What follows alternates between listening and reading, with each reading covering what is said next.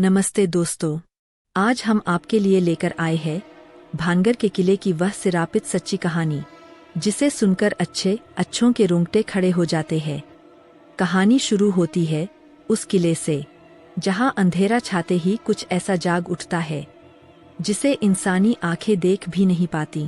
तो चलिए कदम रखते हैं सिरापित भानगर के रहस्यमय संसार में। भानगर का किला, वह जगह जिसके बारे में कहा जाता है कि सूरज ढलते ही यहाँ कोई कदम नहीं रख सकता, क्योंकि अंधेरा आते ही यह किला शापित रूप में जाग उठता है।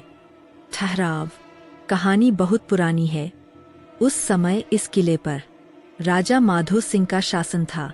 किला सुंदर था, भव्य था और चारों ओर जीवन बसा हुआ था। लेकिन इस वैभव के पीछे एक ऐसा व्यक्ति था जिसने भविष्य में इस किले की बर्बादी लिख दी थी। एक तांत्रिक जिसका नाम था सिंघिया। तनावपूर्ण स्वर। तांत्रिक सिंघिया राजकुमारी रत्नावती से मोहित था। रत्नावती अपनी सुंदरता, शक्ति और तेजस्विता के लिए प्रसिद्ध थी, पर तांत्रिक की इच्छा घोर अधर्म की सीमा पार कर चुकी थी। एक दिन उसने काला मंत्र पढ़कर राजकुमारी को वश में करने की कोशिश की। उसने जादुई तेल तैयार किया ताकि राजकुमारी उस पर मोहित हो जाए, लेकिन रत्नावती ने उसकी दुष्ट योजना समझ ली। उसने उसी तेल को उलटकर तांत्रिक पर फेंक दिया। तीखा प्रभाव, तेज आंच में जलते हुए तांत्रिक ने अंतिम सांस लेते हुए एक भयानक शाप दिया। भानगर कभी बस नहीं पाएगा, जो भी यहाँ बसेगा नाश हो जाएगा। गंभीर मौन। शाप में छिपे रहे से अब भी समय नहीं हुए। युद्ध कहानी नगर को आगे बढ़ती है। बीमारियों ने लोगों को निगल सिरापित छाया, सुख समृद्धि फैलाना शुरू करता है। धीरे धीरे वीरान जैसा प्रभाव किले की भानगर के पास मौन हो गए और युवक रहता था। शाप की छाया छा गई। अद्वैत रहस्यमय फुसफुसाहट, निर्भीक लोग बताते हैं। और अजीब बात यह कि आज भी किले की कहानियों किले के भीतर से उसका तनिक भी विश्वास की हल्की खनक सुनाई देती है। लोग उसे रोकते, कभी किसी स्त्री का रोना, पर वह कभी अचानक कोई कहता, किला हो या भूत, काले साए की परछाई को देखे बिना नहीं। दीवारों के पीछे से गुजरती दिखाई देती है। एक रात कई लोग दावा करते हैं सो रहा था कि किले के भीतर अपने चरम पर था। ठंडी हवा अद्वैत हाथ ऐसे झोंके की तरह बहती है किले की ओर चल पड़ा, जो किसी अनदेखी शक्ति सूखे पत्तों की चरमराहट। कुछ लोग तो भीतर जाते ही जैसे कोई घबराकर चिल्लाने लग रहा हो। किले के द्वार पर पहुंचते ही तक लौटे ही तेज झोंके ने दीपक बुझा दिया।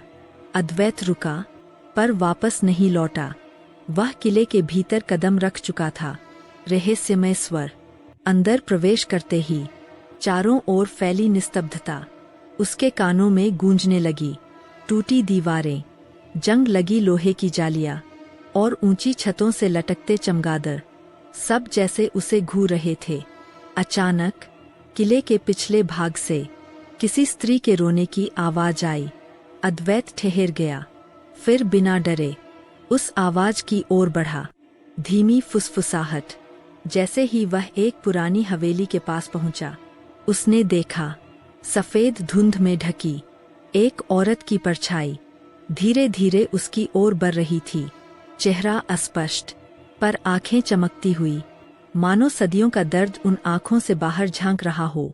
अद्वैत ने कांपती आवाज में पूछा, तुम कौन हो? औरत कुछ क्षण चुप रही, फिर हवा की तरह हिलती हुई बोली, मैं रत्नावती। और यह किला सिरापित क्यों है, यह जानने का समय अब आ गया है। तेज अचानक ध्वनि। इतना कहते ही हवा का भारी झोंका चला और अद्वैत कुछ दूर जा गिरा। जब उसने आंखें खोलीं तो उसके सामने किले की दीवारों पर बीते समय की घटनाएं मानो सजीव होकर चलने लगीं। उसने देखा तांत्रिक सिंघिया का क्रोध, उसके काले मंत्र, रत्नावती का संघर्ष और उसके बाद भानगर की बर्बादी। रत्नावती की परछाई बोली, मेरी आत्मा मुक्ति चाहती है, पर सिंघिया का सिरापित मंत्र अभी भी इस किले पर कसा हुआ है। जब तक उसका अंतिम चिन्ह नष्ट न होगा, भानगर सिरापित रहेगा। रहस्य गहराता हुआ अद्वैत ने हिम्मत जुटाकर पूछा, वह चिन्ह कहाँ है?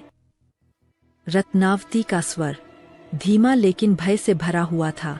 किले की तहखाने में, जहां कोई कभी वापस नहीं आया। भारी संगीत की तरह प्रभाव। अद्वैत एक गहरी सांस लेकर तहखाने की ओर बढ़ गया। उसने सोचा, अगर वह सफल हुआ तो शायद भानगर को उस सिरापित छाया से मुक्त कर सकेगा। पर जैसे ही उसने तहखाने का पहला कदम रखा, उसे महसूस हुआ कि कोई अदृश्य शक्ति उसकी ओर बढ़ रही है। तहखाने के भीतर अंधेरा नहीं, मानो स्वयं मृत्यु खड़ी थी। धीमी आवाज में क्लाइमैक्स, और फिर अचानक दरवाजा जोर से बंद हो गया। अद्वैत चीखा, कौन है वहां? पर जवाब में सिर्फ वही आवाज गूंजी जिससे पूरा भानगर सदियों से डरता आया था। दोस्तों, अगर आपको हमारी कहानी पसंद आई हो तो इसका पार्ट 2 देखने के लिए कमेंट में जरूर बताइए। और हाँ, हमारे चैनल को सब्सक्राइब कर दीजिए और वीडियो को लाइक करना बिल्कुल मत भूलिए। आपका लाइक और सब्सक्रिप्शन हमें नई कहानियां बनाने की हिम्मत देता है।